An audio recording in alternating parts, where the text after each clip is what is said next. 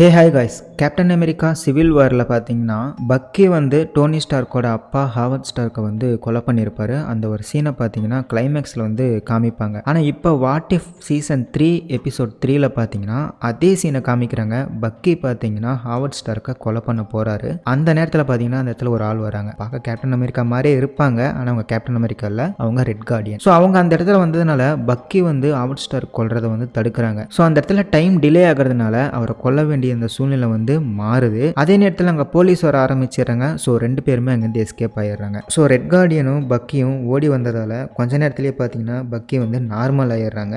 அதுக்கப்புறம் red Guardian வந்து பக்கி கிட்ட பேசி சில விஷயங்களை புரிய வைக்கிறாங்க. அதே நேரத்தில் பக்கியும் ரெட் கார்டியனும் கொஞ்சம் கொஞ்சமாக க்ளோஸ் ஆக ஆரம்பிச்சிடுறாங்க. அந்த இடத்துல போலீஸ் பார்த்தீங்கன்னா இவங்க ரெண்டு பேரை ஊர் பூரா தேடிட்டு இருக்கிறாங்க. வித் நிக் ஃபியூரி கூட பார்த்தீங்கன்னா சேர்ந்து தான் தேடிட்டு இருக்கிறாங்க. ஒரு குறிப்பிட்ட கட்டத்தில் பார்த்தீங்கன்னா ரெண்டு பேருமே மாட்டிக்கிறாங்க. அப்பயும் பார்த்தீங்கன்னா நிக் ஃபியூரியாலையும் சரி, அங்கே இருக்கிற போலீஸாலையும் சரி அவங்கள பிடிக்கவே முடியல. அதுக்கப்புறம் திரும்ப ஹைட்ரா கிட்ட இருந்து பக்கிக்கு ஒரு மெசேஜ் வருது. என்னன்னா ரெட் கார்டியனை நீ வந்து அடுத்து அசசினேட் பண்ணணும் அப்படின்னு. ஸோ பக்கியால் வந்து அதை ஏற்றுக்கவே முடியாது. ஏன்னா பக்கியும் ரெட் கார்டியனும் இப்போ தான் வந்து ஃப்ரெண்டாக இருக்காங்க. பட் இருந்தாலும் பார்த்தீங்கன்னா அந்த இடத்துல ஹைட்ரா வந்துடுறாங்க. அந்த வார்த்தையெல்லாம் சொல்கிறாங்க.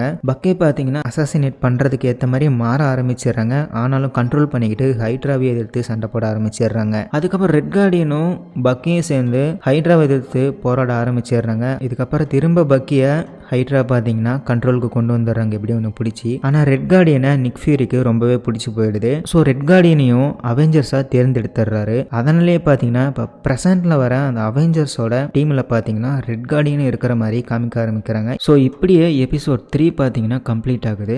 ரொம்பவே வித்தியாசமாக இருக்குதுல்ல.